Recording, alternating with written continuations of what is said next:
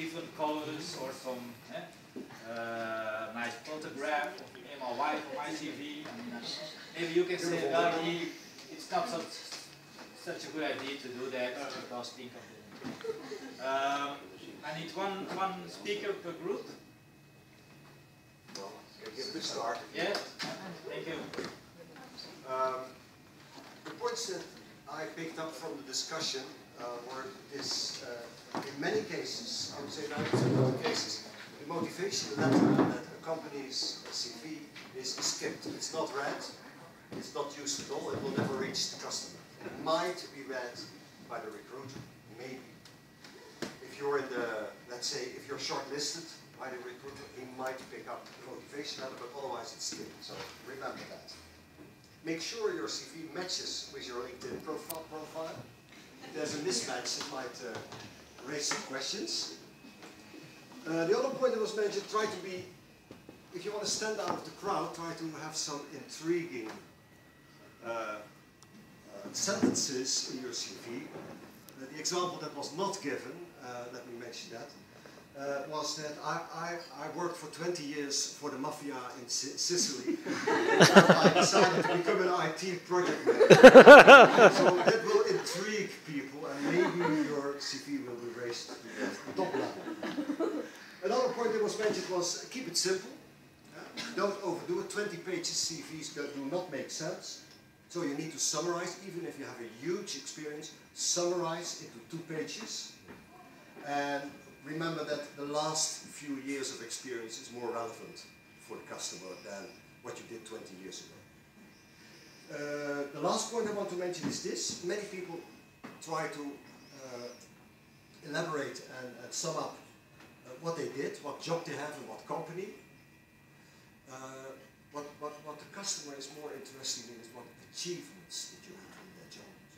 So summarize the job title. Job titles are fancy anyway. So, but try to describe your achievements in that job. And that's it. Okay. Thank you, Martin. Do you have any comments on that, Sebastian? Well, it's my group, so I agree. To a large extent influenced by this. Okay. So what I remember, Martin, is that you have to put some fancy phrases on your CV, some intriguing sentences. Yeah. Also about the objective that you've reached in the project, what you have really done, and then I missed the. Keep it simple. Keep it simple. The last years are relevant only. Keep it to 2 pages maximum. And what else? Match your CV with LinkedIn and remember that your motivation letter is very often skipped.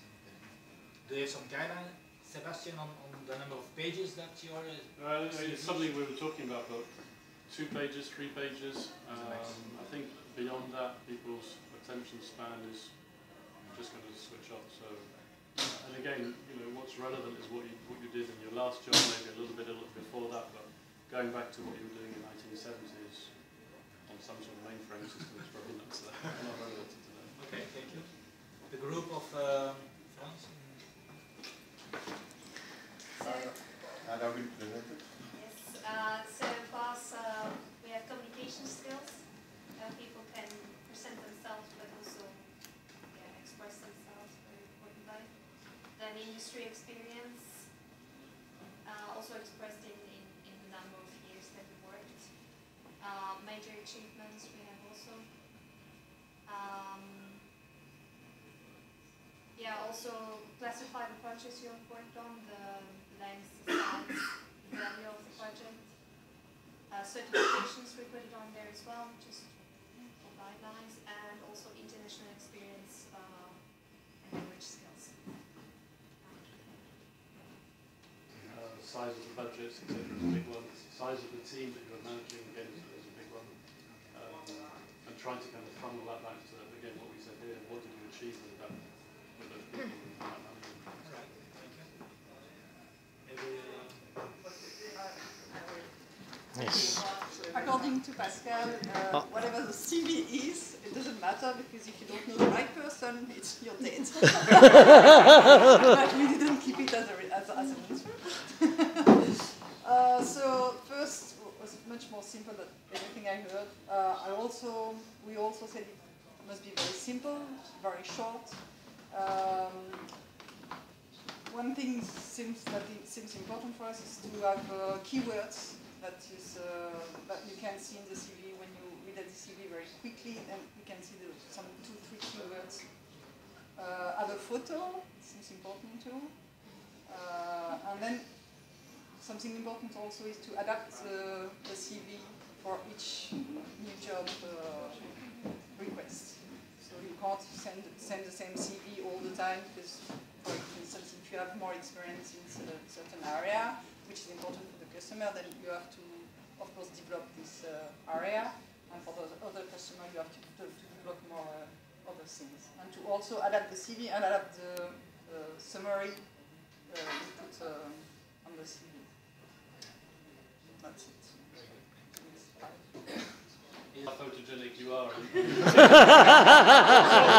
In my case, it would not work then. Maybe in a nice black and white picture you look very good. But it is a serious point. I think some people put horrendous pictures on their CV. Sometimes completely out of context as well. You know, and a pair of swimming trunks on the beach. That's not really very good for a professional. So again, I think it's putting it into context. But in general, we tend to take the pictures out. In general. But that's just such. We take them out there. I mean, again, it's not very scientific. But sometimes if I see a CV that looks nice, well presented, the guy's got a nice face, little girl looking good, smiling, whatever. For me, I think it gives a good impression. I'll leave it. But sometimes the photos are so dreadful. Okay, but if it's a good one, smiling, then you keep it. Yeah. But again, it's my judgment. Yeah, So okay. The group was also talking about keywords. Should we make the keywords in bold or make them more attractive, that they jump out of the text or something? No, I don't think so. I think it's just keeping it simple and clear. We can kind of really see. But again, it's kind of to project manager. What keywords do you put in there? You know, if I say I'm looking for somebody that's managed, it's a 2,000 man-day project. If I put 2,000 and hope 2,000 are going to come out, what happens if he's done 2,500? So it's difficult, I think, as a project manager to have keywords. Unless it's just, I need somebody that's certified, and obviously that'll be the first thing we'll do. But other than that, that's probably about it. All right, thank you. And then the last. The first thing we discussed is being very honest about what you've achieved or perhaps not achieved. And we talked about mentioning your failures on your CV as well. Everybody knows that not all projects succeed, and to be honest about that, is that in fact this one went wrong, and be able to justify why it went wrong, defend that is a real talking point. That's certainly the experience of one of our group members. The need to know your personal skills, but particularly what area of project management you're good in. If you're good at rescuing a project that's going under, or if you're good at starting a new project, or if you're good at closing a project, be able to say which phase you're particularly good at, that can spring out as well. Another thing is to go off the paper and to move multimedia. So we had an example of a presentation of a project that you've done on YouTube, a small video, 3-4 minutes, and a link to that YouTube presentation. Because then immediately people can, increasingly I understand people read CVs online, and so they can click the link and immediately see on YouTube, and you get to see the person presenting live their project. That can help, so go multimedia. Don't top load your CV with standard phrases like I am a successful project manager. That doesn't stand out. Try and use words like if you're good at recovering failing projects, I'm a project firefighter or something like this, something to stand out. And finally we talked about references, and we weren't sure whether it was interesting to link references for certain companies or for certain managers, quotes that managers have said about you on the CV. Is that a summary of the points? Yeah. Okay, thank you. I think on the references, what we see a lot today is people taking the kind of the references that you get on LinkedIn and doing a cut and paste and sticking it onto their CV. Which maybe has a bit of relevance, but again, nobody's going to allow a bad reference on LinkedIn, so it tends to be, you know, he's so great and he's so this. I think it's quite a brave move about talking about where you failed. You know, as you say, the classic project manager, I successfully managed whatever. I've never seen a CV where it says I've failed on this. The project failed. The project failed. I successfully killed the project. Going down the drain there. Yeah. It takes bravery to admit that a project is going down the pipeline, and if you're upfront and you say to your prospective employer, I am not scared to tell you when things are going pear-shaped. Yeah. It's a powerful talking point, and it grabs attention. At least, yeah. I agree, but I think you do have to Yes, you have to really spin. go backpedal quickly. Yeah. And you have to. Yeah. Are you calling often references on the phone, or is it something that is just there and okay? it's a good point. We're expected to. I'm being totally honest with you. Some clients we're expected to, and we do it. I am a personal non-believer of references. I don't believe that they're very good. In today's market, people rarely tell you the truth, especially if you kind of go to the UK type of market where they're not allowed to say anything negative about a person. So it's just, yes, he was here, yes, he worked those dates, and yes, he reported to, oh great, was he good? Can't say. So, and I also think the most relevant references are one from where he is at the moment, not where he was 5 years ago.